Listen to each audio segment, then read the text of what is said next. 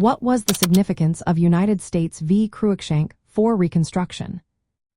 Have you ever wondered how a single court case could change the course of history? The United States v. Cruikshank decision in 1876 did just that for the Reconstruction era. To grasp its significance, we first need to look at what Reconstruction was all about. This period followed the American Civil War and aimed to rebuild the South while ensuring rights for formerly enslaved African Americans. Key laws like the Civil Rights Act of 1866 and the 14th Amendment were established to protect these rights. The Enforcement Acts of 1870 and 1871 were designed to empower the federal government to take action against those who violated these rights. Now, let's get into the details of the Cruikshank case.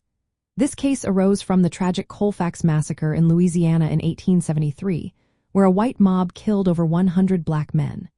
Federal authorities sought to use the Enforcement Acts to hold the attackers accountable for violating the victims' rights. However, the Supreme Court ruled that the federal government lacked the authority to prosecute private individuals for these crimes. The court stated that only state governments could do so unless state officials were directly involved. This ruling had a major impact on the federal government's ability to protect black citizens in the South. It meant that if state governments or local officials chose not to intervene, the federal government had limited options to step in.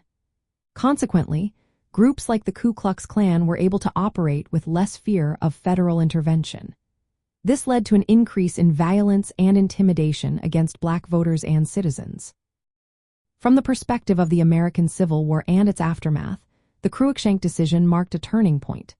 It weakened federal efforts to enforce civil rights and allowed Southern states to regain control over how rights were protected, or not protected, for black citizens. Many historians view this ruling as a key reason why Reconstruction failed to achieve its goals. The result was decades of segregation and disenfranchisement for African Americans in the South. In practical terms, after the Cruikshank ruling, black Americans found themselves more vulnerable to violence and discrimination.